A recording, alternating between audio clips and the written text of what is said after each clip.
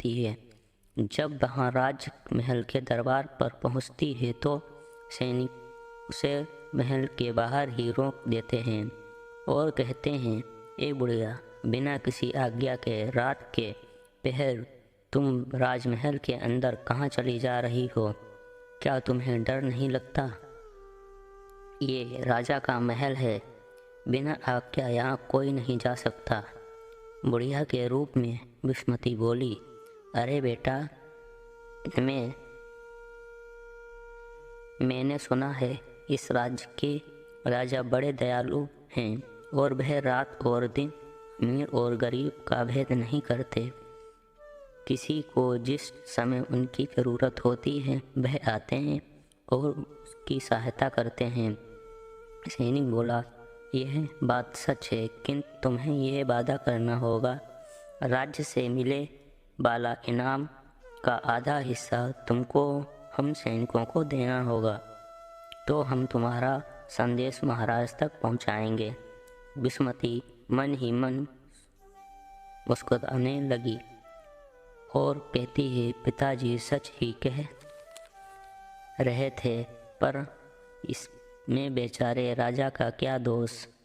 वह तो अपनी प्रजा की सहायता करना चाहता है, किंतु इसके सैनिक प्रजा की आवाज़ राजा तक पहुंचने ही नहीं देते। वह बोली, हाँ, तुम चिंता नहीं करो, तुम एक बार राजा से मिलवा दो, जो मिला वह मैं तुम्हें दे दूंगी। सैनिक ने राजा तक इस बुढ़िया की आवाज़ पहुंचा दी। महाराज तुरंत आए और बुढ़िया से इस समय बुलाने का कारण पूछा। बुढ़िया बोली, महाराज, आपकी न्याय व्यवस्था में खोट है।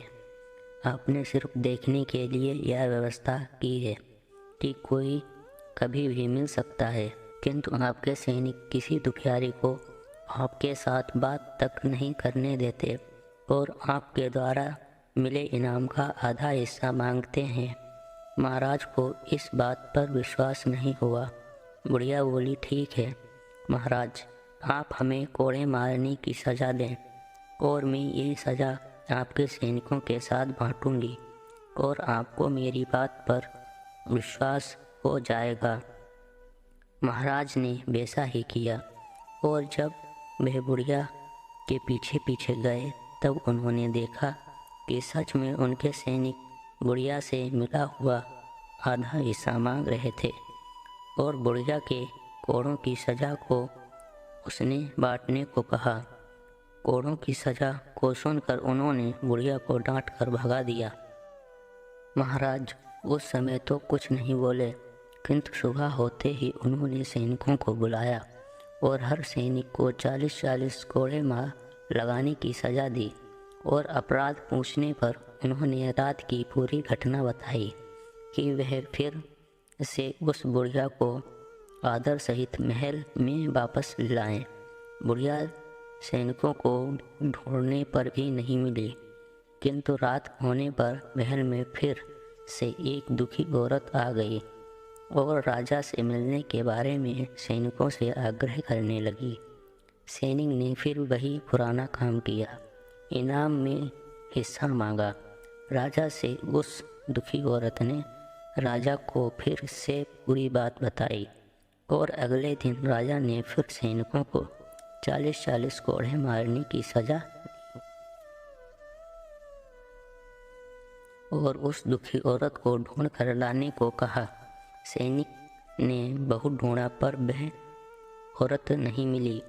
रात में फिर ठीक उसी समय एक लकड़हारा राजा से मिलने की गुहार लगाई। इतने कोड़े खाने के बाद अब सैनिक में इतनी हिम्मत नहीं थी कि फिर से उससे इनाम में हिस्सा मांगते। उन्होंने स्वार्थपूर्वक उस लकड़हारे को राजा से मिलवा दिया और राजा के द्वारा पूछे जाने पर बताया कि अब उनके सैनिक पूरी तरह ईमानदार हो गए हैं, अब आपको घबराने की कोई ज़रूरत नहीं है।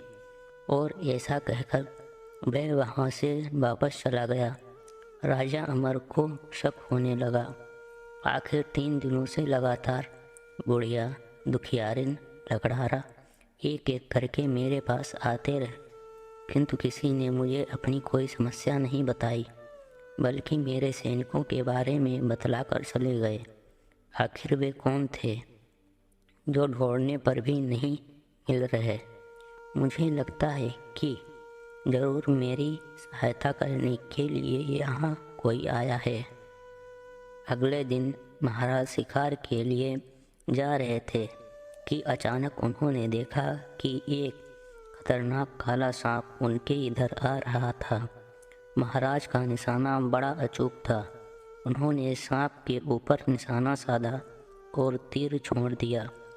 उनका तीर निशाने पर लगा, किंतु तभी चमत्कार हो गया और सांप एक बड़ी ही सुंदर लड़की बन गई। महाराज तुरंत उसके पास आए और उसका सौंदर्य देखकर हैरान रह गए। तुम कौन हो और पृथ्वी लोक पर क्या कर रही हो? तभी विषमती ने अपने आने का कारण बताया, राजा को बताया और किस तरह से वाद विवाद के कारण यह सिद्ध करने के लिए कि पृथ्वी लोक के सभी लोग एक जैसे नहीं होते। मैंने सुना था कि आप एक बहुत बड़े शिकारी भी थे और आपका निशाना अचूक है। मैं आपकी यह कला देखने के लिए मैं आपके पीछे पीछे आ रही थी और आपका निशाना सीधे मेरे ऊपर ही आकर लगा। अब मैं आपसे यह प्रार्थना करती हूँ कि आप मुझे सीधे मेरे पिता के पास पहुँचा दें। वो मेरे लिए बड़े चिंतित होंगे। साथ ही मैं अपने पिता को यह भी बता पाऊँगी कि आपके बारे में जो सोचती हूँ वही सच है और मेरे पिताजी ने आपके और बाकी लोगों के बारे में अपनी जो राय बनाई है वह गलत है। तब महाराज विषमती को लेकर नागलोक गए और उनसे विषमती का हाथ मांगा और विषमती ने बताया कि किस तरह राजा ने उनकी देखभाल की और राजा पद्म की मनुष्यों की प्रति राय बदल गई।